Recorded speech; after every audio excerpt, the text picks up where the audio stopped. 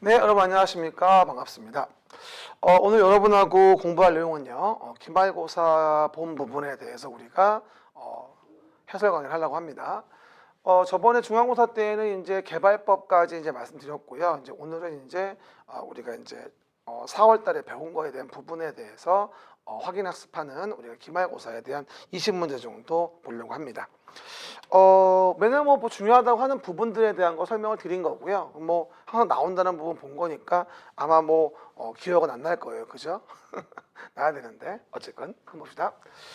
도시 및 주거환경 정비법에 대한 부분이에요. 그래서 우리가 주거환경을 개선하기 위한 사업이라는 부분을 하게 되는데 정비사업법의 정비사업에 대한 부분은 우리가 노후 불량 건축물을 개량한다고 하거든요. 그래서 노후하고 불량한 건물을 철거한 다음에 새롭게 지어지는 거죠. 그래서 노후 불량 건축물을 개량하기 위한 사업을 하는 거고, 종전의 것의 가치가 얼마냐라는 부분에 대해서 1억 원으로 평가됐다.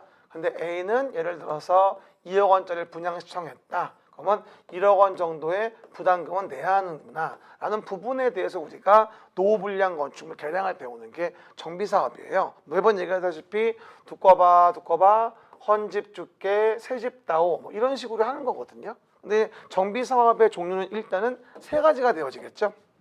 우리가 주거환경의 개선사업이라는 것과 그 다음에 재개발 사업이라는 거, 그 다음에 재건축 사업이라는 거, 이렇게 이제 세 가지 사업이 있어요. 그래서 어쨌건 제가 수업할 때마다 매번 강조하지만 이번에 정비 사업에 대한 부분은 정의 문제가 분명히 나와야 되거든요. 근데 문제는 주거 환경 개선 사업 설명으로서 옳은 걸 고르시라고 한 겁니다. 일단 1번을 본다면요, 도시 저소득 주민이 집단으로 거주하는 지역으로서 정비 기반 시설이 극히 열악하다. 그리고 노후 불량 건축물보다 과도하게 밀집돼 있다. 극히 열악, 과도 밀집. 시작. 극히 열악, 과도 밀집한 지역에서 주거 환경을 개선하기 위한 사업. 이걸 뭐라 한다 우리가? 바로 주거 환경 개선 사업을 하는 거죠. 1번 답은 이제 1번이 되어지겠죠. 그 다음에 정비 기반 시설이 열악하다고 나옵니다. 열악하다. 그리고 노후 불량 건축물이 밀집돼 있다. 열악 밀집한 지역에서 주거 환경 개선을 위한 사업이라고 한다면 열악 밀집은 재개발이죠. 재개발. 그 다음에 상업지역과 공업지역 등에서 도시기능의 회복 및 상권 활성화 등을 위하여 도시환경을 개선하기 위한 사업이다. 그래서 도시환경을 개선하기 위한 사업도 지금은 뭐라 부른다 보니까 재개발 사업이다 이렇게 얘기를 하죠. 그리고 노후 불량 건축물이 밀집한 가로구역에서 종전의 가로를 유지하면서 소규모로 주거환경 개선하기 위한 수행하는 사업이다. 요거는 현행법의 정비사업이 아니에요. 옛날에 개정 전것에 의하면 이제 가로주택 정비사업이라는 사업이 있었었는데 지금은 우리 법의 사업이 아닙니다. 소규모 빈집 정리에 대한 다른 법률이 있어요. 다른 법률에서 이제 따로 정해진 사업이지 현재는 정비사업에 들어가지도 않아요. 그 다음에 5번은 뭐냐면 정비 기반 시설이 양호하다. 양호하고 노후 불량 건축물이 밀집돼 있다. 그래서 우리가 양호 밀집한 지역에서 주거 환경을 뭐다 개선하기 위한다라고 한다면 이건 재건축이 되어지겠죠. 그래서 우리가 정비 사업의 정의에 대한 부분에 대한 거는 워낙에 중요하니까 하나하나 보면서 항상 리마인드 하시고 내용 속에 담으셔야 됩니다. 그래서 주거환경 개선 사업 답은 1번이 되어지겠죠. 2번입니다. 정비 사업에 대한 부분이 나올 때 매번 얘기하는 게 정비 기반 시설과 이제 공동 이용 시설에 대한 부분의 대별 구도입니다. 우리가 정비 기반 시설은 맨날 얘기하는 생활 필수 부대고 공동 이용 시설은 뭐가 되어진다? 어느 정도의 생활 복리적 차원이겠죠. 그러다 보니까 정비 기반 시설이 아닌 걸 고르셔라는 말은 공동 이용 시설을 골라라 이런 말인 것 같은 거거든요. 그럼 봅시다. 1번 도로 상하 수도는 뭐다? 정비 기반 시설 맞고요. 공원 공용 주차장 공동구도 정비 기반 시설 맞습니다. 녹지 하천도 맞고요. 가스 공급 시설, 지역 난방 시설 맞죠. 하지만 놀이터 마을회관 공동작업장 이건 뭐가 되죠? 공동이용시설이니까 이거는 뭐다? 해당 내용의 정비 기반 시설이 아닌 겁니다. 그래서 정답은 5번이고요. 우리 시험에 기반 시설 종류에 대한 거 참 많이 물어보죠. 뭐 국토계획법의 기반시설 종류의 교공유공 방부안 물어보는 건 기본이고요. 지금 보는 것처럼 정비기반시설과 공동이용시설을 정비법에서 분류하는 것도 상당히 빈출 부분이니까 우습게 보지 말고 이해하시면 돼요. 다시 얘기합니다만 정비기반시설은 생활 필수 부대라고 이해하시면 되고요. 공동이용시설은 뭐다? 어느 정도의 생활의 복리라고 이해하시면 돼요. 그렇죠. 근데 하나 주의할 게 여기 정비법에서는 유치원이라는 것을 공동이용시설로 보지 않는다는 거. 그게 좀 주택법의 복리에서 좀 다른 부분이거든요. 그래서 그건 좀 오해하시지 말고 확인해 주시고요. 그 다음에 3번으로 가서 정비계획을 만들어 정비구역 정한다. 설명으로 틀린 거다라는 부분이 보일 겁니다. 일단은 정비사업을 시행한다면 매번 여러분 설명을 드립니다만 이렇게 뭐하죠? 전국 단위로 정비사업에 대한 부분의 기본 방침을 만들죠. 정비 기본 방침 만들어주게 되면 그 안에서 뭐가 되죠? 우리 서울시라는 동네에서 서울시에서 정비사업을 위한 정비 기본 계획을 만들어요. 정비 기본 계획. 여러 사업들을 언제 단계별로 진행할지 밀도 단계를 서울에서 잡아주는 거고요. 그 안에서 이제 뭐가 된다? 아하, 사업이 이루어진다면 요 동네 A라는 동네에서 뭐 하죠? 이제 정비 계획을 만들어서 정비 구역이라는 걸 정한다. 항상 설명을 드렸었어요. 그러면 여러분에게 오늘 3번 문제 드린 건 뭐냐 그러면 서울시 안의 동네에다가 정비 계획을 만들어 구역을 정한다는 요 이제 세 번째 내용을 배우는 걸 얘기하는 거거든요. 항상 계획이 나올 땐 지역적인 범주를 이해하셔야 돼요. 그럼 이렇게 이제 정비 기본 방침이 있고 정비 기본 계획이 있고 정비 계획을 만들어 구역을 정한다고 이해하시면 되거든요. 그럼 이제 그에 대한 설명으로 틀린 거를 고르시오라고 이제 나와 있을 거예요. 그러면 1번 천재지변 등의 불가피한 사유다라고 나와 있습니다. 이러면 기본 계획을 뭐하죠? 수립하지 아니하고 뭐 할 수 있다? 바로 구역 정할 수 있다라는 거죠. 요것도 한 번은 나와줘야 돼요. 맞는 지문이죠. 요거는요. 틀린 거 구하는 문제니까. 지금 뭐 경주나 포항 정도의 아주 아비규환에 지진이 나가지고 난리가 났는데 그런 동네 천재지변인데 무슨 기본 계획을 만들고선 정비국 정합니까? 급해 죽겠는데. 실제 정비 기본 계획 없이 바로 정비구역을 정했었거든요. 그 지문이고요. 또 정비 사업이 이루어지는 구역에 있어요. 그럼 정비 사업이 이루어지는 구역 내에서도 뭐가 되죠? 여기서 정비 사업에 지장이 없는 거라면 허가받아서 할 수 있거든요. 그렇죠? 그런 경우에 언제 허가받아 할 수 있고 개발 행위를 아니면 언제 허가 안 받고 할 수 있는지. 대표적인 게 관상용 중목을 임시로 식재하는 거죠. 이런 경우라면 허가받지 아니하고도 뭐하죠? 할 수 있어요. 물론 경작지는 제외가 되겠죠. 관상용 중목의 임시 식재를 경작지에서 한다면 그거는 수용 보상 문제 때문에 허가를 받아야 돼요. 그래서 경작지는 제외한다는 점 같이 한번 이해해 보고요. 그 다음에 세 번째 정비구역의 지정권자가 누구냐고 나왔죠. 지정권자. 지정권자에 대한 부분은 특별시장의 광역시장.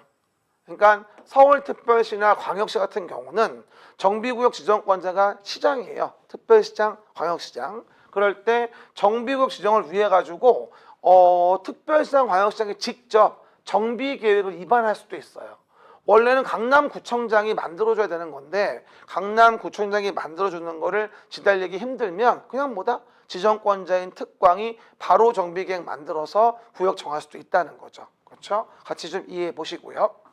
그 다음에 세 번째 질문도 중요해요. 한번 나올 때가 됐습니다. 네 번째, 정비구역 지정권자는 정비사업의 효율적인 추진을 위해서 서로 연접한이죠. 연접해 있다면 통합하여 정할 수 있다. 정비구역에 대한 부분에 주의하실 게 뭐냐면 통합이란 단어가 나와요.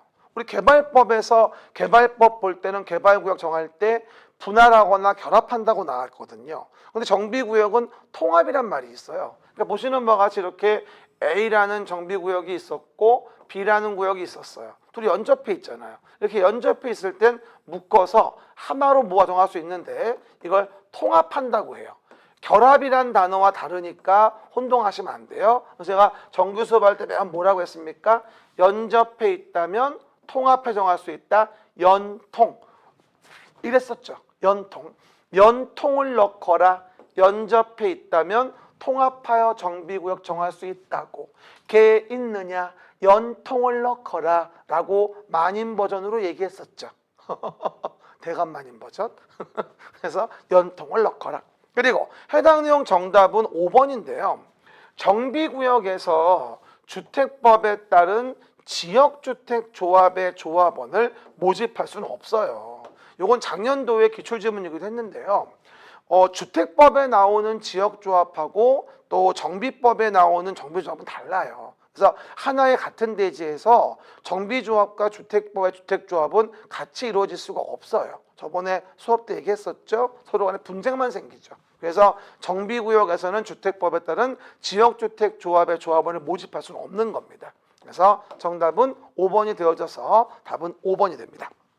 그러면 다음 문제 봅니다. 재건축 사업의 이제 안전 진단에 대한 문제가 됩니다. 이것도 이제 가능성이 꽤 있는 문제인데, 다른 사업은 됐지만 재건축 사업은 뭐다? 안전 진단을 받아야만 됩니다. 설명한 바와 같이 왜 그럴까요? 재건축은 정비 기반 시설이 양호한데 기본적으로 노후불량해진 뭐가? 노후불량해진 공동주택이라는 것이 밀집돼 있다 이렇게 얘기하는 거예요. 이런 동네에서 정비 사업이 이루어지는 게 재건축인데, 재건축은 일단 뭐 항상 얘기하다시피 도로 등의 정비 기반 시설은 멀쩡하다. 그렇죠? 그런데 당의 동네에 노후불량한 공동주택이 있다. 그러면 노후불량한 공동주택이라는 거를 개량하는 게 바로 재건축이에요. 그러면 도로 등이라는 게 멀쩡하기 때문에 재건축은 뭐가 되어지죠? 도로 등의 기반 시설을 준비해 줘야 될 의무가 없어요. 조합원들한테. 그러니까 뭐가 됩니까? 아무래도 비용이 들깨지죠. 그러다 보니 뭐가 된다? 사업성이 좋으니까 10억짜리 집을 부셔가지고 새로 지면은 30억이 되는데 안 부시고 싶겠냐고. 당연히 부시고 싶지. 그렇죠, 여러분? 그러다 보니 뭐가 된다? 재건축은 안전진단을 거쳐야만 다음 단계를 진행할 수 있게 해줘요. 알고요? 재건축은 안전진단을 거쳐야지만 다음 단계를 진행해 주겠다. 하지만 이런 안전진단에서 제외하는 사항이 있다라고 얘기합니다. 안전진단 제외. 그죠? 그러면 틀린 거죠. 천재지변 등으로 주택이 붕괴되어 신속히 재건축을 추진할 필요가 있다. 이미 붕괴됐어. 그러면 신속히 시행하면 되지 뭐 하려고 진단을 진행합니까? 이미 무너졌는데. 그렇죠, 여러분? 그러면 진단할 필요 없는 거고, 또 주택의 구조안전상 사용금지가 필요하다. 구조안전상 사용금지가 필요하여 정비계획의 입원권자가 인정한 게 있다. 기억나시죠? 복도를 걸어가는데 아래층에 지나가는 사람 머리가 보이는 거예요. 그냥 봐도 위험하잖아요. 근데 이걸 뭘 받을 필요가 없죠. 그리고 노후불량 건축물 수라는 게 있어요. 그럼 전체 노후불량 건축물 수가 3분의 2 이상은 돼야 한다고 한다면 나머지 3분의 1은 3분의 2가 만족됐다면 굳이 진단을 또 할 필요가 없잖아요. 그래서 잔여 건축물이라고 한다면 진단할 필요가 없다. 노후불량 건축물 수가 있거든 이게. 그럼 노후불량 건축물 수가 3분의 2였다고 한다면 나머지는 뭐예요? 이미 만족됐으니 그냥 또 할 필요가 없는 거죠. 그렇죠? 정답은 4번인데요. 4번은 토지 등 소유자가 10분의 1 이상 동의를 얻어서 요청하는 경우에 건축물이라고 나와 있는데, 이거는 안전진단 제외를 요청하는 게 아니라 안전진단 실시를 요청한다는 거예요. 제외 요청이 아니고. 오해하시면 안 되죠. 정답은 4번이 답이 되어져요. 이거는 안전진단을 제외한단 말이 아니라 의무적으로 진행되어지는 안전진단에 대한 내용과 달리 계획에 잡혀있지 않은 거는 안전진단 해달라고 요청을 하거든. 그 요청의 동의가 10분의 1이죠. 제외 요청이 아니고. 그래서 이거는 답은 4번이 되어지겠죠. 그 다음에 진입도로 등 설치를 위한다. 진입도로. 그럼 진입도로 설치를 위해 가지고 기반 설치를 위하여 불가피하게 정비구역에 포함된 경우에는 입안권자가 인정하는 건축물이면 진단 필요 없다. 왜? 진입도로 만들 땅인데 멀쩡하다고 안 부실 거냐고요. 어차피 부셔야 되는데. 그래서 우리는 5번 지문에서 진입도로 등 기반 설치를 위해서 불가피하게 정비국에 포함된 경우를 한다면 정비계 입안권자가 인정하는 건축물이면 진단이 필요하지 않다고 얘기해서 정답은 안전진단 제외할 수 있는 건물로서 틀린 거는 4번이 되어지죠. 아무래도 한번 나올 때가 됐습니다. 요거 그죠? 정리해 보시고요. 정비조합의 임원 문제군요. 뭐 임원 문제야 항상 얘기하는 보증수표죠. 정비조합의 임원 문제. 요번에 우리 31회 때는 조합의 임원 쪽은 아주 유력합니다. 그렇죠, 여러분? 보십니다. 틀린 거라고 나오죠. 보통 우리가 조합이라는 걸 배울 때 여러분이 이런 말씀 드리죠. 일단은 추진위원회에서 뭐를 한다고 하죠? 조합을 만드는 거고. 그렇죠? 그리고 해당 내용의 조합원이 누군지를 보는 거고. 그 조합원 중에서 뭐다? 임원이라는 걸 우리가 본다는 거거든요. 그래서 우리가 요번에 임원의 도덕적 해이를 막기 위해서 임원에 대한 부분의 자격 요건이나 여러 가지 결격 사유에 대한 부분에 대해서 굉장히 많이 강화를 했어요, 이번에요. 그래서 이제 임원들의 어떤 금전, 돈 놓고 돈 먹기, 금품, 향응 제공 같은 거 있잖아요. 이런 것들에 대한 부분을 좀 브레이크를 걸 필요가 있다고 느꼈던 거죠. 그래서 그 부분을 강화해서 그걸 좀 이해하셔야 됩니다. 그럼 5번 문제에 대한 부분 1번. 조합은 조합장 1명과 이사감사, 조합장 1명과 이사감사에 대한 임원을 두게 됩니다. 그리고 조합장은 언제까지? 관리 처분 계획이 인가를 받을 때까지는 해당 정비구역 거주해 줘야 한다. 작년 8월에 신설된 거예요. 조합장은 이제 고통분담 차원에서 뭐 하죠? 당연히 관리 처분 계획인가. 그 다음에 철거가 되니까 그 전까지는 거주해 줘야 한다는 얘기예요. 과거에는 그냥 떨렁떨렁 아무렇게 사는데 지금은 안 됩니다. 어느 정도의 책임감을 부여하라는 얘기죠. 그리고 해당 내용 본다면 2번에 대한 부분이 나와 있는데요. 임원이 되기 위해서는 우리가 이제 그 거주 요건이 있어요. 그래서 1년 이상을 거주한다거나, 그죠? 또 5년 이상을 소유한다거나, 둘 중에 하나 요건이 맞으면 우리가 임원이 될 수 있거든요. 근데 지금 보니까, 여기 보니까 6개월 이상인 자래요. 틀렸죠. 정비구역에 거주하고 있는 자로서 선임일 직전 3년 동안에 정비구역 내 거주한 기간이 1년 이상이라는 게 되어지면 조합의 임원이 될 수 있다. 이니까 정답은 2번. 틀렸죠. 그렇죠? 3번. 조합의 임원은 같은 목적 정비 사업을 하는 다른 조합의 임원 직원을 뭐 할 수 없다? 겸할 수 없다. 다른 조합의 임원 직원 겸할 수 없고, 임원의 임기는 뭐가 되어지죠? 3년 이하의 범위에서 정관 정하되 연임할 수 있고, 우리가 배우는 조합에서 임원의 임기가 있는 거는 정비조합의 임원밖에 임기가 없어요. 그렇죠? 개발조합이나 주택조합은 임원 임기 언급이 안 돼 있거든요. 그래서 지금 나와 있는 거 기억하시면 되고요. 또 이 벌금에 대한 결격이 또 추가됐죠. 벌금 100만 원 이상의 형성고를 받고 10년이 지나지 아니한 자는 임원이 될 수 없다. 그래서 이제 이 법을 위반해서 뭘 받아먹다 걸린 거죠. 그래서 이제 벌금을 냈어요. 근데 이제 여기 5년이었는데 10년 지나지 아니하면 임원될 수 없다고 해서 결격 사유에 대한 기간을 연장시킨 거예요. 원래 5년이었는데 2년 됐으니까 굉장히 길어진 거죠. 그래서 이 문제도 굉장히 중요하고요. 기출 가능성이 완전히 높다라고 이해하시면 됩니다. 굉장히 중요한 부분들, 임원 문제 너무나 중요하니까 꼭 좀 기억해서 확인해 봅니다. 그 다음에 사업 시행 계획 문제가 되겠네요. 사업 시행 계획. 그렇죠? 이제 시행자가 누군지 알았다. 그럼 이제 시행자가 아까 조합이 있었죠? 그럼 조합 등에 대한 시행자가 있었습니다. 그러면 이런 시행자 등이 사업을 시행하려면 사업의 시행을 위해서 계획을 만들게 돼요. 이를 뭐라 하죠? 우리가 사업 시행 계획이라고 합니다. 그럼 그에 대한 설명으로 틀린 것은 이라고 나와 있네요. 그렇죠? 1번 보시면 사업 시행자는 이라고 돼 있어요. 그러면 이제 이거 봅시다. 사업 시행 계획이 여러분 내용을 좀 아셔야 돼요.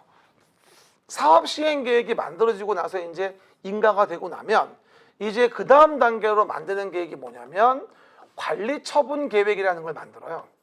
그 다음 만드는 계획이. 그럼 관리 처분 계획은 뭐냐면 종전의 것의 가치가 얼마냐. 아까 했죠? 1억이다.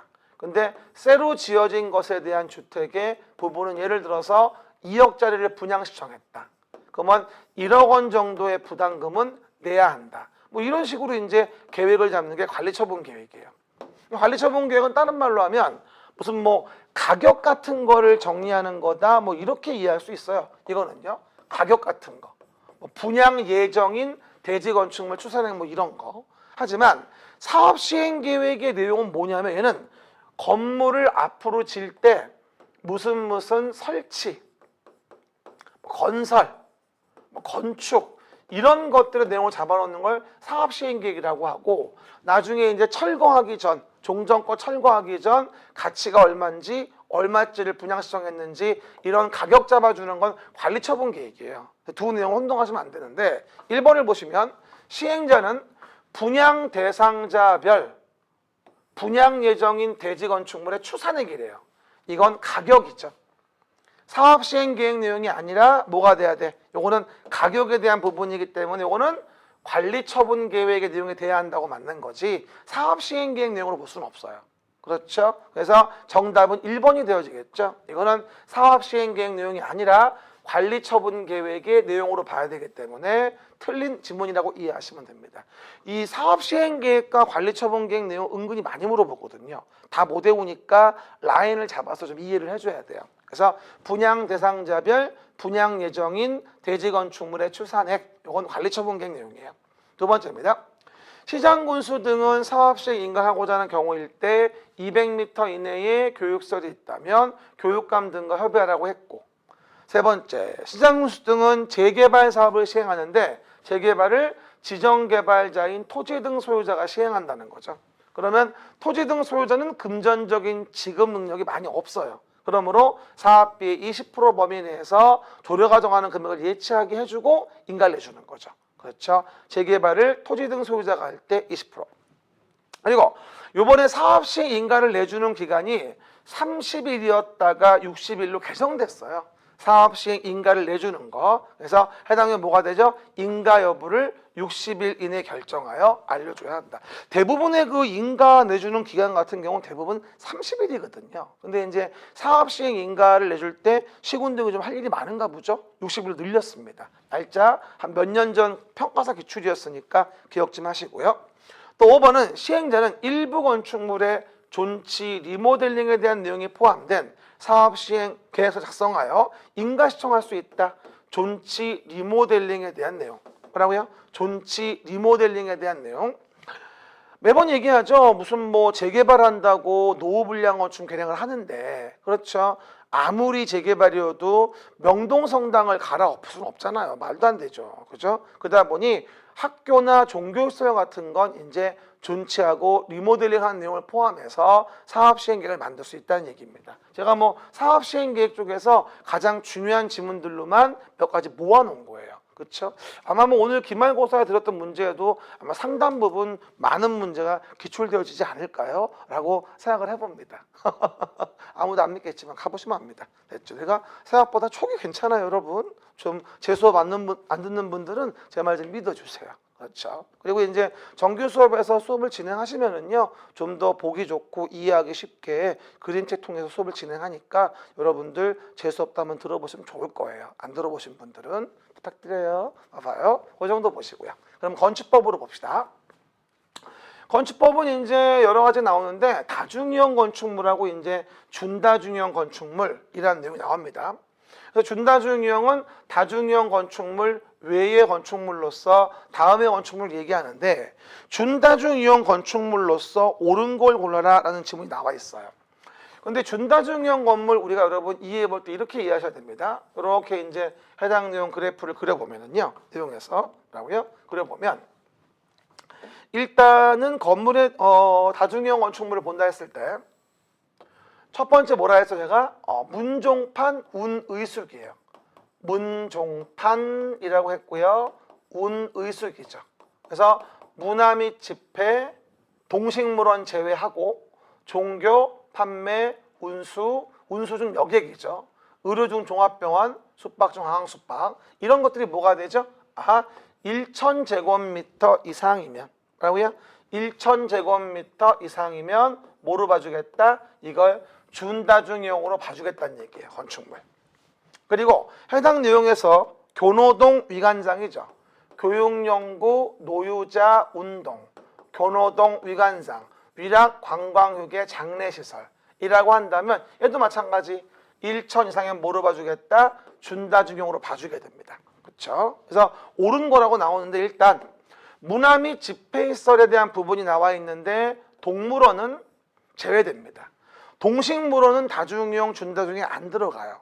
왜냐하면 다중이용, 준다중용은 많은 사람이 모여들어가지고 건물이 무너지면 안 되니까 구조기술사 협력을 거쳐서 안전하게 건물을 지나는 거거든요. 다중이용, 준다중용 건물 정하는 목적이. 근데 이제 동식물원은 보통 이렇게 1천, 5천이지 이렇게가 아니거든, 동식물원이. 그러니까 굳이 규제할 필요가 없다는 얘기고요. 그리고 16층 이상의 건축물이다라고 한다면 이건 뭐예요? 이건 그냥 다중이용이고요. 그렇죠. 그 다음에 의료시설 중 종합병원으로서 바닥면적 합계가 1천이다. 요거죠. 의료시설. 종합병원 1천 이상. 그래서 준다중이용은 건축물은 7번에 3번이 되어지 정답이 되어진다. 이렇게 이해할 수가 있겠죠. 그 다음에 자원순환 관련 시설로서 바닥면적 합계 1천인데요. 자원순환 관련 시설은 준다중이용에 아예 들어가는 용도가 아니고요. 그 다음에 장례시설은 이제 준다중이용 될 수가 있어요. 있는데 면적이 1천 이상은 돼야 돼요. 그러므로 뭐다? 7번 답은 3번이 되어집니다. 이게 뭐 쉬운 것 같아도 정확하지 않으면 맞히기 힘들어요. 그래서 여러분들 뭐라도 하나라도 정확해야 한다. 매번 얘기하지만 수험 기간은 짧아요. 짧기 때문에 이 모든 거에 많은 내용을 다 융단폭격 날려가지고 모든 거를 다 공부해가지고 붙는다? 이건 5년 걸려요. 1년에 붙을 수가 없다니까요. 여러분들이 합격이라는 목표를 놓고 본다면 아주 적정한 양을 최대한 반복해 보는 게 한 번에 붙는 방법인 거예요. 우린 합격이 목적이라는 사실을 항상 여러분은 기억해 놓으셔야 돼요. 그렇죠, 여러분? 붙고 나서 실무는 그때 가서 배워도 됩니다. 그렇죠? 이번 태도는 그게 중요하니까 꼭 이해해 보시면 되겠고요. 그 다음에 9번에서 8번에서 건축에 대한 용어입니다 라고 나오게 되죠. 틀린 거라고 나옵니다. 뭐 건축법에서 건축법을 배우는 이유는 요 건축물이라는 것을 뭐 하죠? 건축을 하자. 그럴 때 허가받으면 건축은 적법해진다. 건축물 건축 허가 이랬었습니다. 그럼 내용에서 본다 한다면 여기서 우리는 건축에 대한 용어 요거를 보는 거예요. 그리고 적용 대상 행위는 뭐 건축 말고도 뭐 나중에 대수선도 배우게 되고 무슨 뭐 리모델링도 배우게 되고 뭐 대상 행위에 대해서 건축물의 용도 변경 배우게 되고 이러면서 이제 배상 행위를 배우게 되거든요. 근데 오늘은 그 중에 요 건축을 물어본 건데 건축은 뭐 개론 문제도 많이 나와요. 그래서 우리가 신축, 증축, 개축, 재축, 이전 이렇게 보통 얘기를 하죠. 시작. 신축, 증축, 개축, 재축, 이전 이게 건축에 대한 5종 세트입니다. 틀린 거라고 나와 있습니다. 8번에 1번. 건축물이 없는 대지에서 새로 건축물을 축조한대요. 그러면 부속 건축물만 있는 대지에 새로 건축물을 축조하는 걸 포함해서 신축이다라고 얘기를 하겠죠. 두 번째, 기존 건축물이 어떻게 해요? 있는 대지에서 건축물의 높이를 증가했답니다. 그러면 이것도 증축이죠. 하나 주의할 건 증축은 건축 면적, 연면적, 층수 높이 뭐라도 증가가 되면 증축이 되기 때문에 면적의 증가 없이 높이만 증가됐다 하더라도 이건 건축으로 보게 됩니다. 뭐 교회 첨탑 같은 거 올린다라고 한다면 뭐가 되죠? 높이는 올라가지만 면적은 늘지 않거든요. 그렇게 증축일 수도 있다는 거고요. 그 다음에 기존 건축물 전부를 철거한답니다. 철거하고 그 대지의 종전과 같은 규모, 이건 종전과 같은 규모로 한다는 게 키워드입니다. 같은 규모의 범위에서 건축물을 다시 축조한다면 개축이죠. 종전 규모를 초과해버리면 이건 따로 신축 등이 될 수도 있는 거니까요. 지금은 개축이죠. 종전과 같은 규모. 건축물이 천재지변으로 멸실됐습니다. 그러면 천재지변 등 멸실을 얘기한다면 이건 재축을 얘기하는 건데 원래 재축도 종전의 규모 이하로 해야 돼요. 그러나 연면적 합계 종전 규모 이하, 동수층수 높이 종전 규모 이하로 해야 돼요. 재축도. 그런데 법령 조례에 적합하다면 동수, 층수, 높이 중에 뭐 하나라도 많아졌을 때 그런 경우는 그냥 재축으로 인정한 특례가 있어요. 그래서 보시는 바와 같이 종전 규모를 초과했어. 뭐하죠? 높이가. 그러면 이런 건축이라면 조례에 불구하고 신축이다. X 개정돼가지고 그냥 재축으로 볼 수 있는 특례가 되어집니다. 그렇죠. 왜냐하면 재해를 보신 분들이기 때문에 동수, 층수, 높이 중 법령 조례에 뭐가 적합할 때 거기에 대한 부분에 맞게 종전권 초과했다면 동수, 층수, 높이 중 하나만 올라갔을 때는 그냥 재축으로 봐주는 특례를 인정해 줍니다. 재해를 보신 분들이잖아요. 너무 빡빡하게 하시면 마음 상하죠. 안 그래도 힘든 사람들인데. 그래서 좀 봐줬구나라고 이해하시면 되고, 저는 이게 아직 개정대가 안 나왔거든요. 그래서 4번을 답으로 문제를 냈는데 이건 재축을 얘기하는 거예요. 동수, 층수, 높이 중 뭐라도 한 개가 넘어갔다 하더라도 법령 조례가 적합했고 타당하다면 그냥 재축으로 봐주는 특례가 있다, 이렇게 이해하시면 됩니다. 5번은요. 건축물의 주요 구조물을 해체하지 아니하고 같은 대지에서 다른 위치로 옮기는 건 이전인 건 다 알고 있습니다. 주요 구조물을 해체하지 아니하고 같은 대지에서 다른 위치로 옮기는 걸 우리가 이전이라고 하죠. 건축에 대한 거 봐봐요. 쉬운 거 같았는데 막상 풀어보니까 안 쉽죠? 그렇죠? 이렇다니까요. 아는 거가 아는 게 아니에요. 그렇죠? 정말 한 문제 같은 거 가지고 이로 보고 저리 보고 위로 보고 옆으로 보고 하기 때문에 이 부분을 얼마나 많이 연습하냐에 의해서 내 것이 되냐 안 되냐는 거죠. 많은 걸 학습하는 게 아니에요. 그렇죠? 중요한 걸 정확하게 반복하는 게 핵심이라는 거예요. 그래야 빨리 붙어요. 그렇죠? 그 정도. 9번째입니다. 그럼 건축물의 용도에 대한 문제가 나와 있네요. 옳은 거라고 나와요. 뭐 건축법에서 건축물을 짓게 되면 건축물에 대한 용도가 나오는데 건축물 용도는 29가지의 건물의 용도가 있어요. 다들 아다시피 단독주택이 있고 공동주택이 있고 그 다음에 1종 근린생활시설, 2종 근린생활시설의 부분에 뭐하죠? 공동주택과 단독과 1, 2종 근생 등등이 있어가지고 건축물의 용도만 뭐가 된다? 29가지가 되겠죠. 옳은 거라고 나와요. 그러면 공동주택이 첫 번째 여러분 나오는데요. 연세대 가구 아니죠. 연세대 기숙사. 다세대가 돼야 돼요. 그러니까 연세대 기숙사 이거 아닙니까? 진짜 연세대 기숙사 이겁니다. 건축법상은. 그래서 다가고는 안 되고요. 2종 근린생활시설은 우리 주변에 자주 보이는 건데 어느 정도의 생활 위해가 있다면 이건 2종 근린생활시설이에요. 그래서 우리가 일반 음식점, 장의사, 동물병원 다 2종 근린생활시설이라 2번이 정답이 되어지고요. 또 문화 및 집회시설이라고 돼 있는데요. 여기서 이제 뭐 전시장과 동식물원은 맞아요. 이건 맞는데 오피스텔은 문화 및 집회시설이 아니에요. 업무시설이지. 그렇죠? 오피스텔은 뭐다? 업무시설. 그 다음에 수련시설이 있어요. 유스, 젊은이들의 호텔이죠. 유스 호스텔. 수련시설 맞아요. 그렇죠? 청소년 수련시설 맞습니다. 근데 오해하지 말 건 뭐가 되어지죠?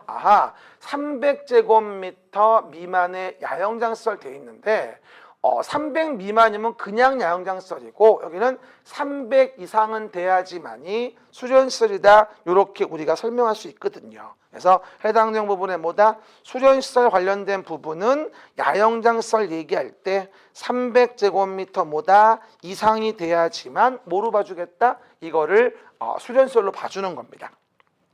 그리고 5번에 뭐라고 나오죠? 관광 휴게시설이라고 나와 있는데 하나 주의할 건 관광 휴게시설 나와 있는데 무도장하고 이제 카지노 영업소가 있어요. 근데 이거는 관광 휴게 같지만 이건 위락시설이에요. 라고요.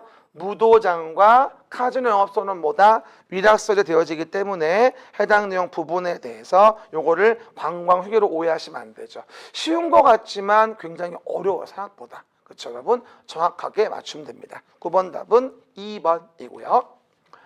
그 다음에 건축 허가 등에 관련된 설명이 나와 있습니다. 틀린 거라고 돼 있죠. 일단 아까 봤듯이 이제 건축물이라는 것을 우리가 건축하려면 허가를 받아야만 건축물 건축은 적법하구나. 허가를 받아야만 건축물 건축은 적법하구나 얘기합니다. 그러면 이에 대해서 허가를 받아서 건축물을 적법하게 지게 하는데 그 절차는 뭐라 했어요 제가?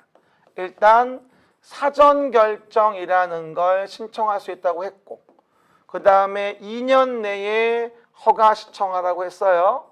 안 하면 사전 결정 효력은 잃게 되고요. 그 다음에 허가를 받았다 그러면 착공을 하라라고 얘기를 했고 2년 내에 안 하면 허가는 취소해야 되겠죠. 그리고 착공하고 나서 뭐가 됩니까? 사용 승인 받으면서 건축물을 쓰면 되는 거예요. 이게 이제 건축물 건축의 일반 절차죠. 그럴 때 허가권자가 누가 되냐 이 얘기예요. 허가권자가 원칙은 특시, 특도, 시군구죠. 뭐라고요? 특시, 특도, 시군구. 하지만 21층 이상 등이라고 한다면 단서에서 특별시장, 광역시장이 허가하는 경우 등이 있다. 21층 이상, 연면적가 10만 이상 등일 때 말이죠. 이런 것들을 물어본 거야 지금요. 그러면 10번에 대한 부분에 대해서 건축, 허가 등 관련된 문제가 나오게 됩니다. 첫 번째 보시면 뭐라 나오죠? 특별시의 A구, 구청에서 건축물을 건축하거나 대선합니다. 그러면 A구청장에게 맞죠? 허가받는 게 맞아요. 두 번째, 21층 이상이다. 그 다음에 연면적 합계 10만 이상이다. 건축물을 건축하고자 한다. 그러면 특별시장에게 허가를 받아야 한다. 맞죠? 근데 오해 말 건 공장 등의 특례는 고려하지 않습니다. 그렇죠? 일부러 써놨어요. 공장 등의 특례는 고려하지 않고 그럼 맞는 얘기죠. 그렇죠? 그리고 당연히 건축에 허가를 내줄 때에는 요 주택 건설에 대한 부분의 대지, 요 대지에 소유권이 있어야만 허가를 내주게 됩니다. 그러나 해당 내용의 사용권을 확보한 경우라 한다면 예외적으로 소유권이 없어도 허가를 내주는 경우가 있는데 하지만 분양을 목적으로 하는 뭐라고요?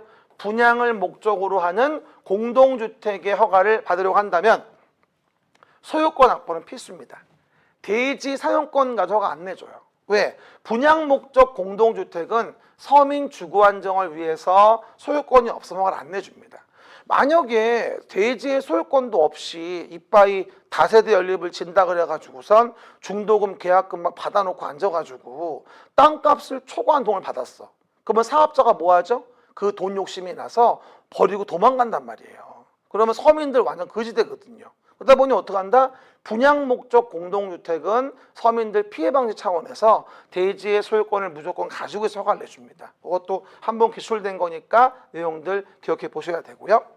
그 다음에 건축허가 착공을 제한하는 경우 제한기간은 몇 년? 2년 이내로 하겠죠. 그리고 1회 한해서 1년 이내에 연장할 수 있다라고 설명을 드렸습니다. 그리고 5번에서 허가받은 자가 허가받은 날로부터 1년이 아니라 2년 이내에 착수하지 아니했다면 허가를 취소해야 하는 것이기 때문에 정답은 5번이 되어지고요. 어쨌건 이번 시험에서는 그 허가받고 착공하는 시한, 그렇지? 여기 요 2년 정도가 중요해요. 물론 공장은 3년이고 연장 1년 되지만 원칙이 2년이거든요. 안 하면 허가 취소해야 되거든요. 그래서 라인 잡아놓고 건축물 건축에 대한 부분도 필요 주문들 내용 정리해 보시면 되겠죠. 정답은 5번입니다. 11번 공개 공지 등의 확보에 대한 설명입니다. 틀린 것을 고르세요라고 했습니다. 일단 공개 공지와 관련된 건 이거예요. 이렇게 이제 대지가 있고 건물이 있는데 여기서 많은 사람이 모여드는 건물인 거죠. 뭐라고요? 많은 사람이 모여드는 건물이 있다. 그럼 당연히 여러 가지 뭐 벤치 같은 거, 긴 의자, 파고라 이런 거 있으면서 좀 소규모로 휴게 휴식을 즐길 수 있는 그런 공간이 있으면 좋겠어요. 그러다 보니까 이런 곳에다가 이렇게 대지 면적의 10% 범위 내에서 빈 땅, 공지를 만들어 놓고 이걸 일반 대중에 오픈해라. 지나가다 쉬게. 이걸 공개 공지라고 해서 우리가 이렇게 말씀을 드리게 됩니다. 그럼 공개 공지는 어느 지역에다가 설치를 해야 하는 것인가 라는 부분과 그리고 어떤 용도의 건축물에 대해서 설치를 하는 것인가 면적은 5,000제곱미터 이상을 얘기하는 거고요. 이런 경우라면 공개공제 확보하라는 것이죠. 나올 때가 됐죠. 25회 때 나오고 아직 안 나왔으니까 충분히 물어볼 때가 됐습니다. 그럼 일단 대상 확보 지역은 어딜까? 당연히 일반 주거, 준주거, 상업지역, 준공업지역이니까 준주거 지역은 공개공제 확보 지역이 맞아요. 그 다음에 운수시설 중 여객용이라고 나와 있습니다. 그래서 문종판 운업숙이죠. 앞에 다중용어는 다릅니다. 문종판 운업숙이라는 시설에 대한 운수 중 여객용 5천 이상인 경우 공개공제 확보해줘야 되고요. 또 공개공제 면적은 대지 면적이 얼마? 100분의 10 이하 범위 내에서 조례로 정하고, 하지만 공개공지를 만들 때 필로티의 구조로 설치할 수도 있어요. 없다가 아니라 필로티 구조 설치도 가능하다. 그러니까 뭔 얘기일까요? 빡빡하게 건물이 있는데 여기다가 뭐 하는 거죠? 1층 부분에다 이렇게 기둥만 세워놓고 사방의 벽을 개방해 놓고 이렇게 필로티 구조로 우리가 해당 내용 부분에 공개공지를 만들 수도 있습니다. 더 틀렸고요. 정답은 4번이 되어지겠네요. 또 건축물의 대지에 공개공지 설치했다면 해당 지역의 적용 용적률의 몇 배? 1.2배 이하 범위 내에서 완화 적용한다고 돼 있을 거예요. 이건 뭔 얘기냐면 내 대지의 일부가 공지로 들어갔어요. 그러면 건축주는 짜증나겠죠. 그러다 보니 인센티브를 줘요. 뭐라고? 야, 이만큼 더 짓게 해줄게. 그러려면 용적률과 높이 제한이라는 것을 1.2배 이하로 완화해 줄게 라고 우린 뭐가 된다? 해당 내용 부분들을 언급하게 돼요. 그래서 인센티브를 주니까 이제 뭐라고 안 하는 거예요. 원래 보나마나 불만이 많겠죠. 대지 중 이 비싼 땅을 10%나 공지로 만드는 누가 좋아합니까? 그러니까 당연히 위로 더 짓게 해줘야지 입이 안 튀나오지. 그렇죠? 그렇게 일단 이해해 보시면 되겠죠. 그래서 정답은 4번이 되어져서 확인해 보시면 되고요. 그 다음에 건축물의 층수와 관련된 문제가 나와 있네요. 층수, 옳은 것은이라고 나와 있죠. 우리가 이제 층수 나올 때 이제 많이 물어보는 것들이 뭐냐면 일단은 뭐 층수의 산정 기준에 대한 거 하고, 그렇죠? 층수 산정 기준하고 층수에서 제외되는 거. 보통 두 가지를 많이 물어봐요. 일반적으로. 그러면 옳은 것은 1번 지하층은 건축물의 층수에 산입하지 않죠. 그러면 기읍번은 지하층으로서 층수에 산입이 안 되니까 맞는 지문이고, 층의 구분이 명확하지 아니한 건축물은 그 건축물 높이 4m마다 하나의 층으로 산정한다. 맞죠? 층의 구분이 명확하지 않으면 4m 만화를 한 개 층으로 보게 됩니다. 그렇죠? 그럼 당연히 뭐 답은 그냥 1번이구만. 기억내요. 그죠? 그 정도 확인해 보시면 되고요.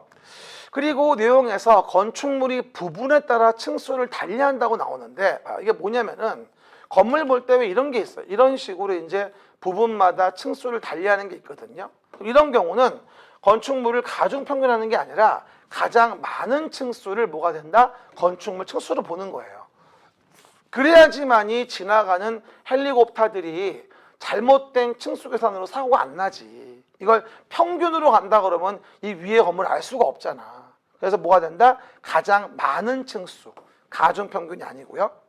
또 승강기탑은 뭐하죠? 면적과 관계없이 층수에 산입하지 않는다? 아니죠. 승강기탑 등에 대한 부분의 층수는 기본적으로 봤을 때 이렇게 보시면 이렇게 승강기탑이 위에 있잖아요. 그러면 여기에 옥탑 부분에 수평 투영 면적 합계 있죠.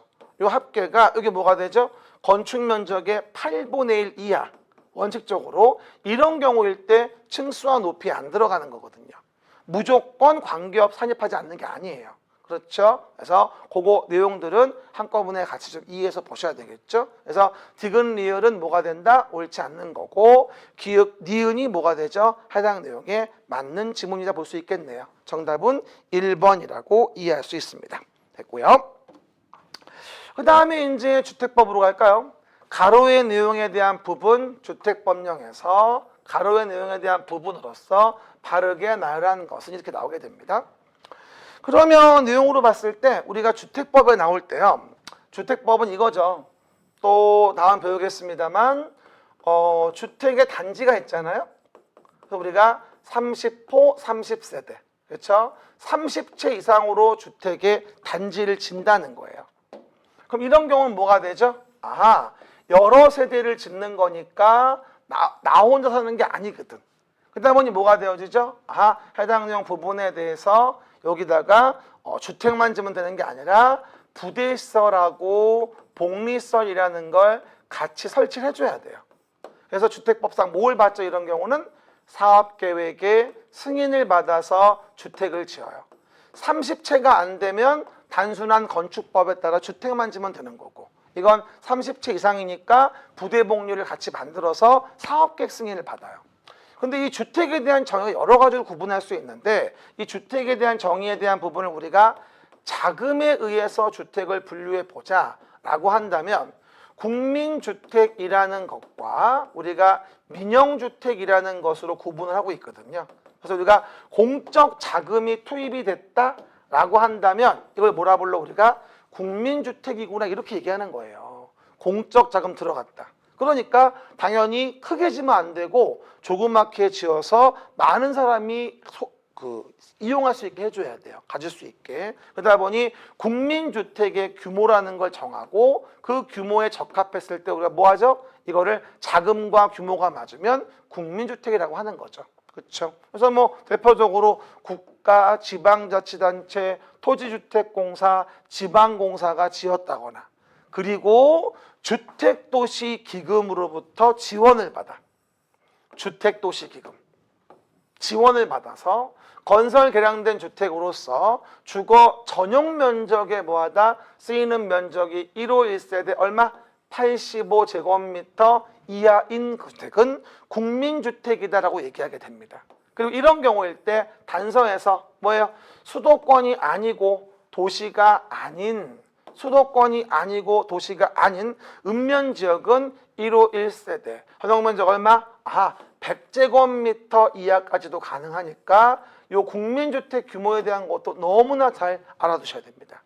완전 국민주택은 중요한 부분이거든요. 13번 답은 몇 번? 2번이다 라고 이해해 보시면 됩니다.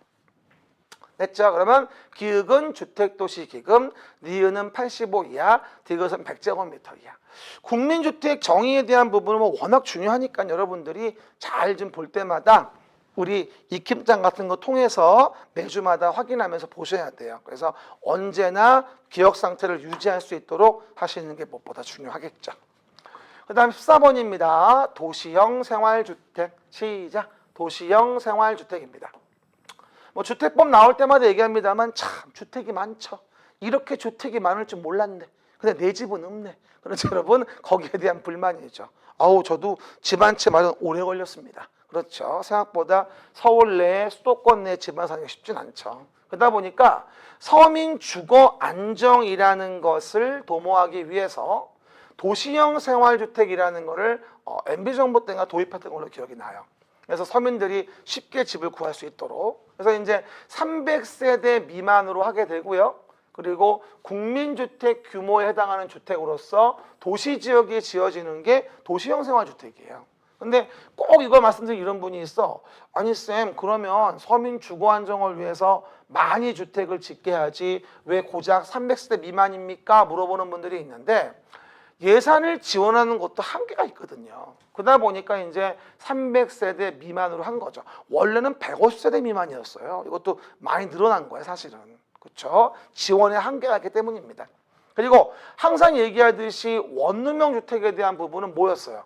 이렇게 원룸을 보면 일단 들어가면 어떻게 되어 있죠? 현관이 있고요. 들어가면서 들어보면 이렇게 부엌이 있어요. 부엌.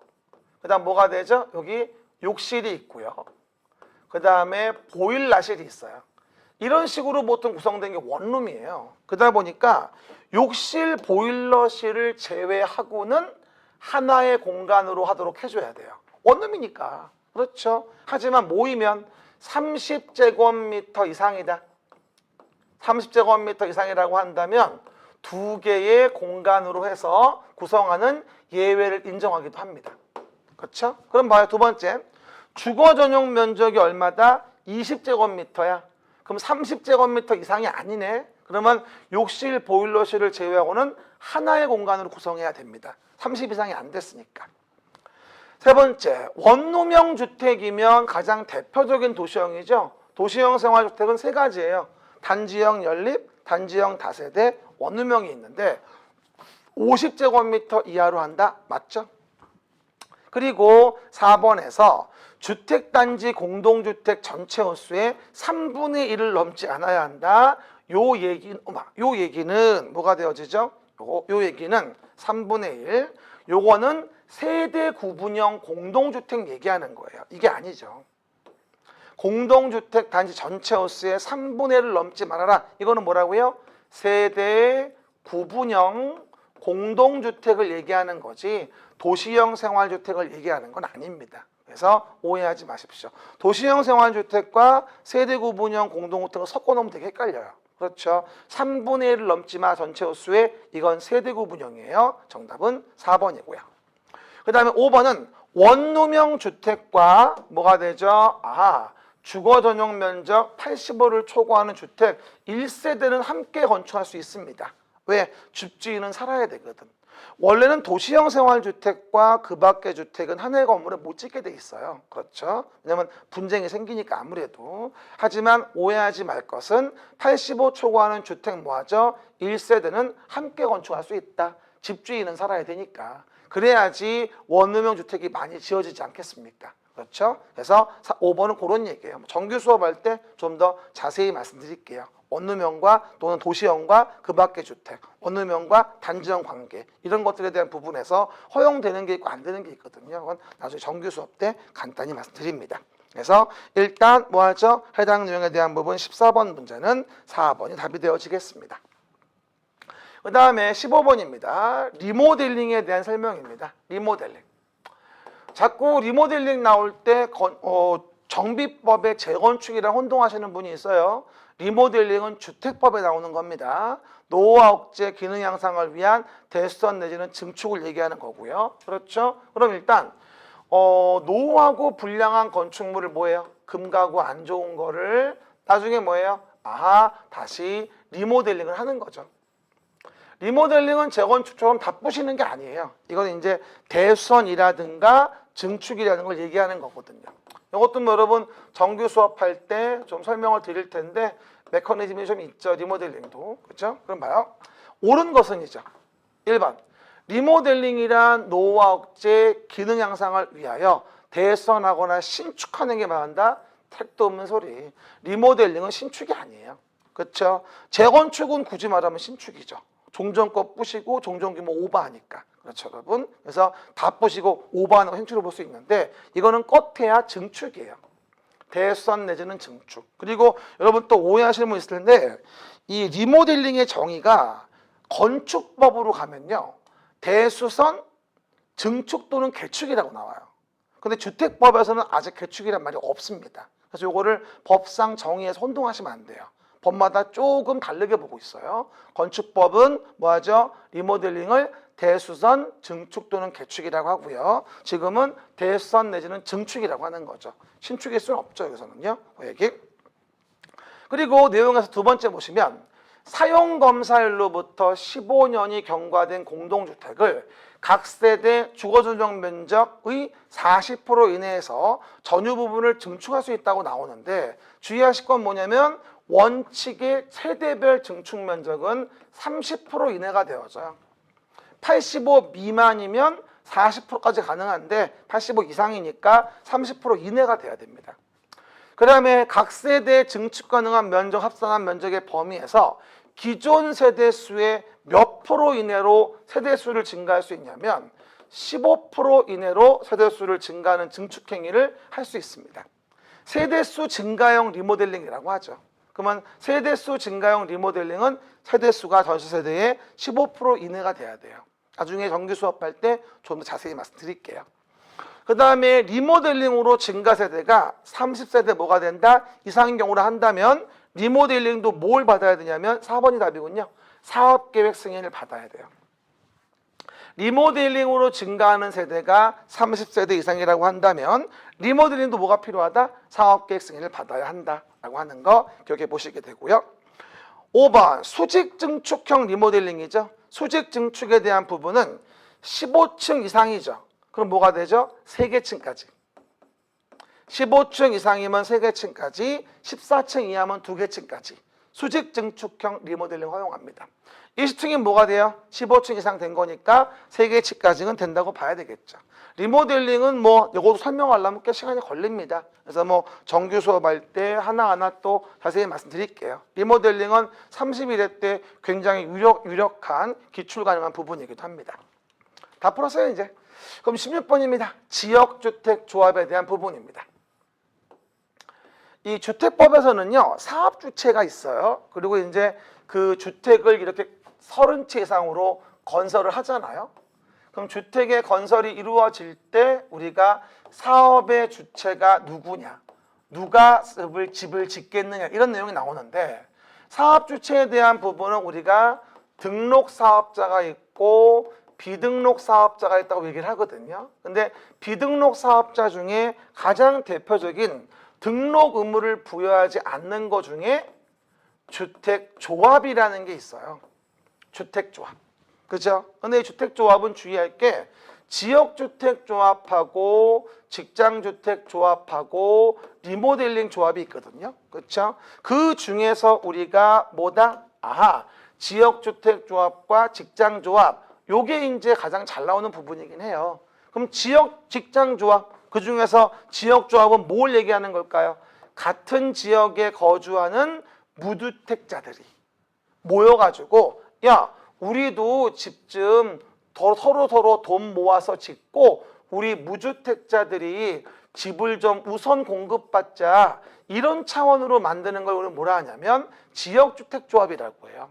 어떻게 보면 이제 집 없는 분들이 집을 공동 구매한다고 이해하시면 되거든요. 그래서 일반적인 등록사업자 공동으로 해가지고 주택을 우선 공급받는 거에 대한 부분을 조합이 지역주택조합이에요. 근데 지역주택조합은 여러분 그러니까 정비조합이나 개발조합처럼 소유자가 지분을 내고 만드는 조합이 아니에요. 무주택자들 위주로 조합을 만들고 무주택자가 주택을 공동으로 등록사업자 함께 지어서 우선 공급받으려고 하는 거예요. 그렇죠? 그래서 여러 가지 지원책이 많아 이거는요. 서민 주거 안정을 위해서. 하지만 치명적인 단점이 뭐냐면 요 주택건설 대지의 사용권이나 소유권을 요 조합에서 확보하고 있냐는 게 중요한 거죠. 그 사용권과 소유권 확보를 못하고 있다면 이건 사기 쳐먹는 걸 수도 있거든요. 그러다 보니 조심하셔야 돼요. 이번에 개정도 많이 됐고요. 일단 설명 중 틀린 거라고 나오죠. 그러면 틀린 거. 첫 번째, 조합의 설립 인가를 받기 위하여 조합원을 모집하려는 자는 주택건설 대지의 얼마? 50% 이상에 해당하는, 까먹지 마세요. 50%. 토지의 사용 권한을 확보하여 뭐하죠? 시장군수 구청장에게 신고해야 돼요. 조합원 모집하려고 할 때부터 50% 이상의 사용권을 확보하고 뭐가 되죠? 시군구에 신고를 해야 되고요. 그 다음에 두 번째, 조합원의 모집 신고 수리가 됐다. 그럼 2년을 줘요. 2년을 주고 되는 날까지 조합의 설립 인가를 받지 못하는 경우 뭐하죠? 전원으로 구성되는 총회를 의결을 거쳐서 주택조합 사업의 종결 여부를 결정하도록 해야 한다고 요번에 새로 조문이 들어왔어요. 왜냐하면 이게 지연되어지다 보니까 조합원 모집에 대한 신고됐지, 그럼 조합인가 들어가야 되는데 안 되고 있지, 시간만 가요. 그럼 조합원들이 걷어놓은 돈만 까먹고 있는 거예요. 집도 땅도 안 사놓고 나중에 어떻게 되죠? 기간 길어질수록에 조합원들만 그지가 돼버려요.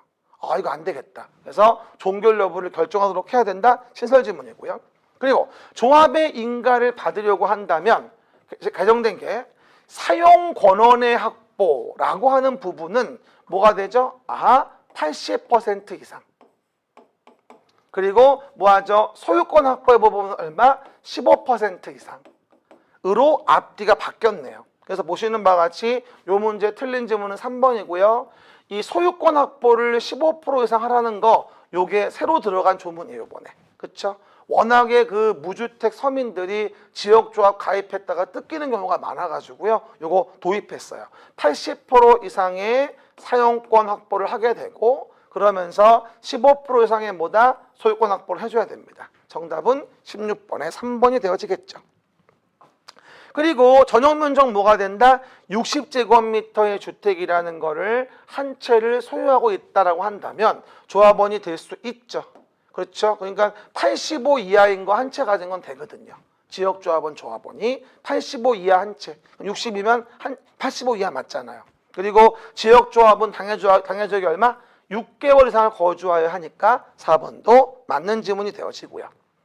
그 다음에 조합원들이 돈을 모아서 결국은 땅을 사야 되기 때문에 여기는 적어도 최소한 50% 이상, 건설 예정 세대수의 50% 이상으로서 조합원이 20명 이상은 적어도 돼야 됩니다.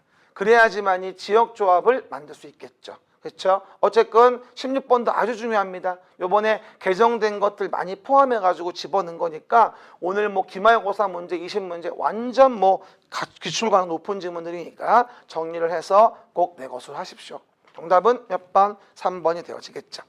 다 했습니다, 이제. 그러면 17번. 공구에 대한 부분이 있네요. 공구.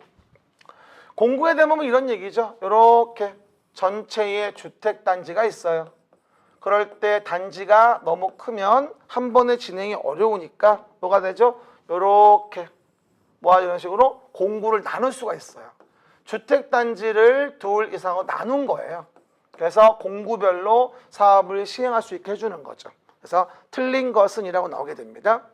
공구란 하나의 주택단지에서 둘 이상으로 구분되는 일단의 구역으로서 공구별 세대수는 얼마? 300세대 이상입니다. 공구별로 뭐 할 수 있고 착공신고 사용검사를 공구별로 진행할 수 있고 그리고 작년 문제기도 했죠. 600세대 이상이면 공구별로 분할 시행할 수 있어요. 공구별 세대가 300 이상은 돼야 되니까 당연히 뭐예요? 분할하여 시행하려면 적어도 600세대 이상은 돼야 될 거 아니겠습니까? 그래서 해당 내용 3번 지문도 많고요. 그리고 공구별로 분할 시행하는 경우를 한다면 최초의 공구에서 공사를 진행했지. 그러면 그 공구 외의 공구에 해당하는 뭐죠? 공구별로 분할 시행하는 경우 최초의 공사를 진행하는 공구 외의 공구는 해당 주택단지에 대한 최초 착공신고일로부터 2년 이내에 공사를 시작해줘야 돼요. 그러니까 만약에 여기서 최초의 공구에서 뭘 했다? 여기서 최초로 착공을 했다면 그 다음부터 뭐가 돼요? 두 번째 공구는 2년 이내에 공사를 시작해줘야 돼요. 하지만 2년 내에 시작하지 않았다고 해서 사업계획을 승인을 취소할 수 있는 건 아니기 때문에 이건 주의하셔야 돼요. 사업계획 승인 취소는 최초의 5년을 얘기하는 거지 해당 내용이 2년이 아니거든요. 그래서 이 문제의 답도 5번이에요. 최초 외의 공구에서 최초 착공신고일로부터 2년 내에 공사에 착수하지 않았다고 해서 사업계획 승인을 취소할 수 있는 건 아닙니다. 왜냐? 이미 최초의 공구에서 착공을 한 것이기 때문에 최초 다음 공구에서 2년 내 안 왔다고 해가지고선 사업계획 승인을 취소하는 건 국민 주거 안정을 더 해치겠죠. 그래서 오해하시면 안 됩니다. 이 문제도 괜찮네요. 문제가 아주 다 주옥 같군요. 아주 그냥 뭐 중요한 것만 싹싹 모아놓고 말이죠. 그죠? 네, 동의가 안 되고 있죠. 그래서 해당 내용 보시면 17번 답은 몇 번? 5번이다. 18번입니다. 분양가 상한제 적용주택에 대한 부분에서 입주자 선정된 지위에 전매하는 것이 허용되는 경우에 해당되는 것은 과거에 하도 많이 나와가지고 물론 전매가 금지되어지지만 사업체 동의를 받으면 뭐하죠? 팔 수 있는 경우 등이 있습니다. 근데 이게 구조가 어떤 거냐면요.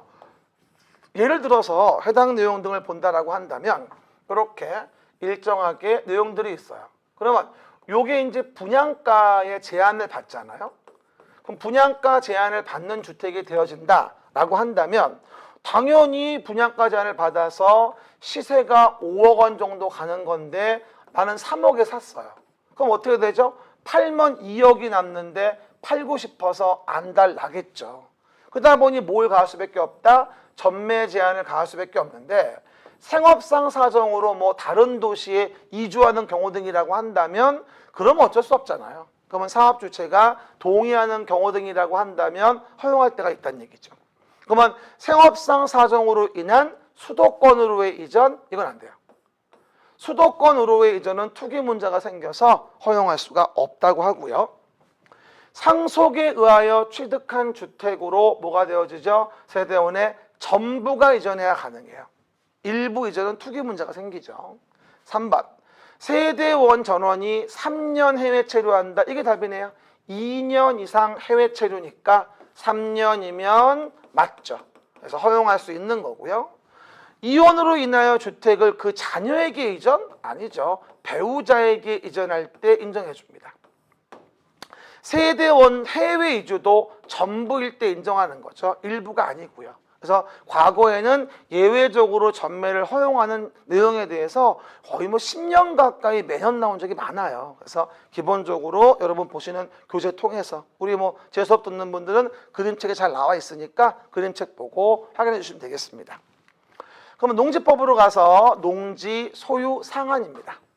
이것도 나올 때가 됐는데, 그럼 농지법은 기본적으로 이거예요. 농지라는 것을 뭐하죠? 누가 소유하고 어떻게 이용하고 어떻게 보존할 것인가, 농지의 소유, 이용, 보존에 대한 부분을 정한 게 농지법이에요. 그럴 때 농지는 농업인이 아닌 자면 소유할 수 없는 거거든요.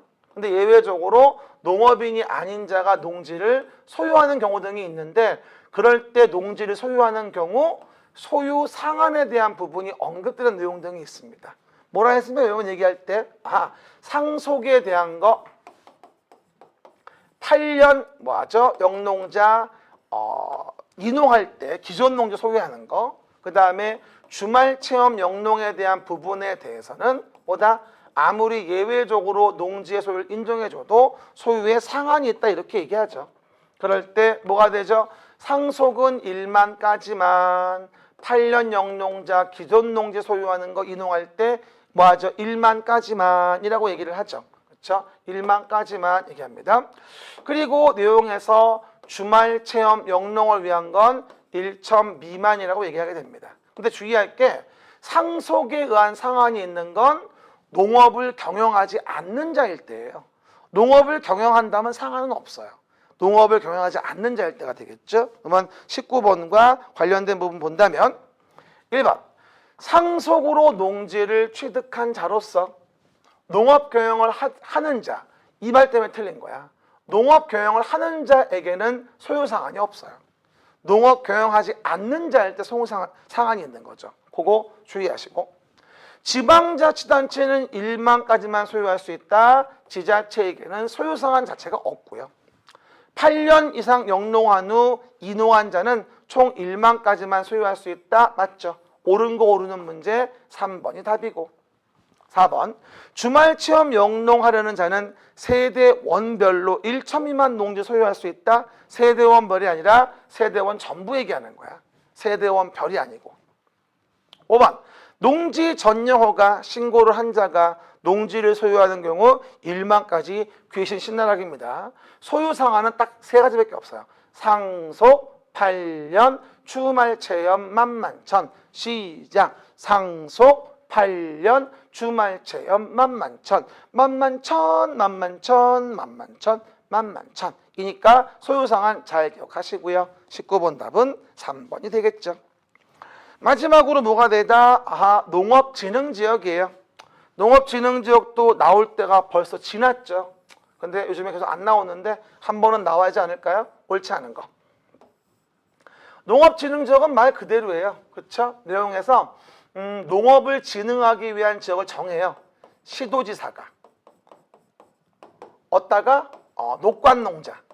녹지관리, 농림, 자연환경 보전지역에서. 물론 녹지 중에서 특별시의 녹지는 안 돼요.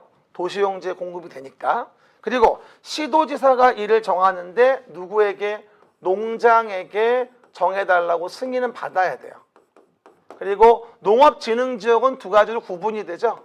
농업을 진흥하기 위한 구역과 농업을 보호하기 위한 구역으로 두 가지로 구분이 되어지게 되고요. 그렇죠? 그럼 볼까요? 옳지 않은 거 1번. 시도지사는 농지를 효율적으로 이용하고 보존하기 위해서 농업진흥지역을 정한다. 시도지사. 오케이. 농업진흥지역은 농업진흥구역과 농업보호구역으로 구분하여 지정할 수 있겠고, 농업진흥지역은 어디? 특별시의 녹지를 빼고는 녹관농자에다가 정하겠죠. 대상으로 합니다.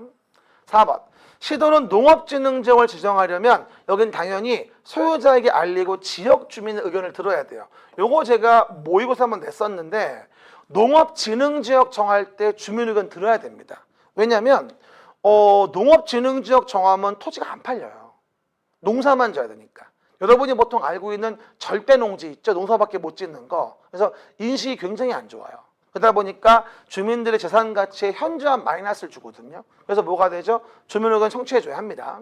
그리고 농업진흥지역에서 그러니까 야, 너가 농업진흥지역 정하는 바람에 내 토지가 안 팔리고 힘드니까 내 토지 사가라고 농지법의 농업진흥지역 지정으로 인해서 소유자가 농업인은 뭐하죠? 시군구장에게 농지에 대한 매수 청구를 할 수 있게 되거든요.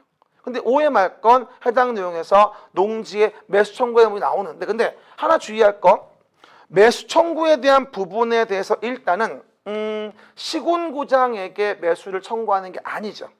농어촌공사 뭐라고요? 농어촌공사에게 매수를 청구할 수 있고 그리고 가격도 농업진흥지역에서의 매수 청구는 감정평가업자 있죠. 감정평가업자 이게 산정한 감정의 가격이 있어요.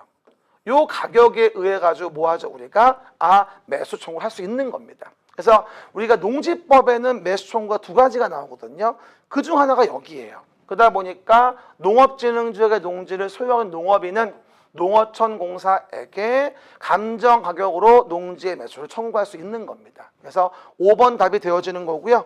농업진흥지역도 한 번쯤은 물어볼 수 있는 거니까 확인해 주시면 됩니다. 이래서 우리가 기말고사에서 뭐하죠? 배웠던 우리 20문제에 대한 부분 해설을 마쳤고요.